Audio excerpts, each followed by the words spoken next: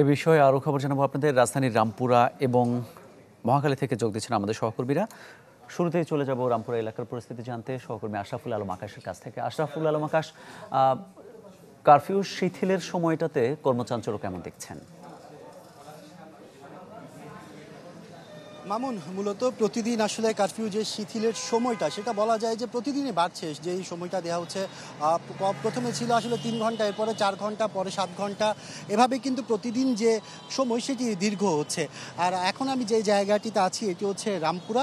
রামপুরার যান চলাচল যদি বলে রাখি, গণপরিবহন থেকে শুরু করে সব কিছুই কিন্তু স্বাভাবিকভাবে সকাল থেকে চলছে। যেহেতু সকালবেলা থেকে কারফিউ শিথিল করা হয়েছে, আমরা দেখেছি যে রামপুরার বিভিন্ন জায়গায় যেমন বাড্ডা সহ শুরু করে গুলশান লিংক রোড, এই জায়গাগুলোতে কিন্তু গাড়ির জট সৃষ্টি হয়েছে কিছুটা। আর এরপর যত বেলা গড়াচ্ছে তত কিন্তু কিছুটা চাপ কমছে। কিন্তু অফিসগামী যাত্রী যারা আছেন তারা একটু অভিযোগ করেছেন যে সড়কে এখনও পর্যাপ্ত পরিমাণ গণপরিবহন আসলে তারা পাচ্ছেন না। আগে যে পরিমাণ বাস পেত, কারণ বেশিরভাগ বাসই কিন্তু যাত্রীতে একদম ঠাসা। সে কারণে অনেককে আসলে সময়ের জন্য কিন্তু অপেক্ষা না করে নির্দিষ্ট কর্মস্থলে পৌঁছানোর জন্য অনেককে আমরা দেখেছি হেঁটে হেঁটে কিন্তু তাদের কর্মস্থলে অথবা তাদের গন্তব্যে তাদের পৌঁছতে হচ্ছে।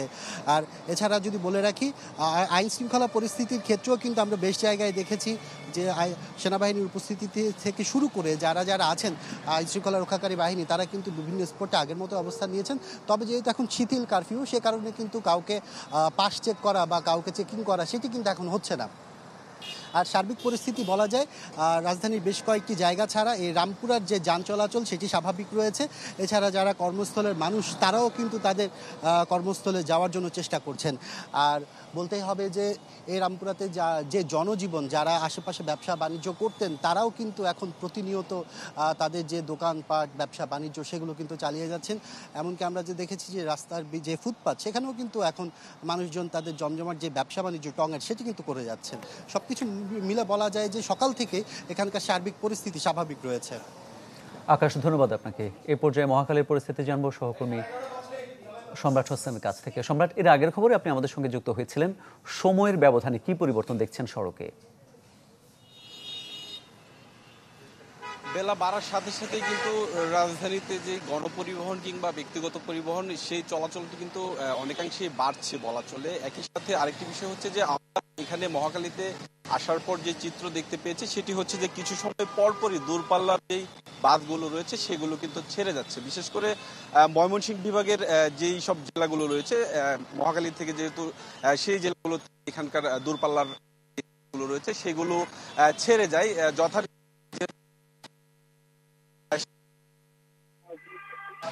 যারা রাজধানী ছাড়ছে তারাও কিন্তু সকাল থেকেই কিছু সময় পরপরই এই যেই মহাখালী থেকে বাসগুলো ছেড়ে যাচ্ছে সেগুলো তো গন্তব্য সেখানে পৌঁছাচ্ছে। একই সাথে আরেকটি বিষয়, কিছু সময় পর যাত্রীরা এসে নামছেন। আমরা এখানে যাত্রীদের সাথে তারা যেটি যে কারফিউ কিংবা গত সপ্তাহে একটা অস্থিতিশীল পরিস্থিতির মধ্য দিয়ে গিয়েছে, সেখানে আসলে গণপরিবহন কিছুটা কম পাচ্ছে তারা, বিশেষ করে সিএনজি কিংবা এই যে যানগুলোর কারণ হিসেবে তারা বলছে এখন এলিভেটেড কিংবা হচ্ছে যে মেট্রো রেল চলাচল স্বাভাবিক হয়নি, তাদেরকে অনেকটাই তাদের ভোগান্তি পোহাতে হচ্ছে। আরেকটি বিষয় হচ্ছে যে এখানকার আমরা যারা পরিবহন শ্রমিকরা রয়েছেন কিংবা পরিবহন সংশ্লিষ্ট রয়েছেন তাদের সাথে আমরা কথা বলছিলাম। তারা যেটি বলছিলেন যে এই সব চলাচল কিংবা গণপরিবহন চালাতে পারেনি, সেক্ষেত্রে তারা চাচ্ছে সামনের দিকে যেন এই এখনকার মতো পরিবেশ থাকে, অর্থাৎ তারা যাতে নির্বিঘ্নে কিংবা নির্দ্বিধায় তাদের যেই গন্তব্য সেখানে তারা পৌঁছাতে পারে। তো এই ছিল রাজধানীর মহাখালী সর্বশেষ। জি সম্রাট, ধন্যবাদ আপনাকে। কারফিউ শিথিলের সময় রাজধানীর সড়কের পরিস্থিতি জানাচ্ছিলেন আমাদের সহকর্মীরা।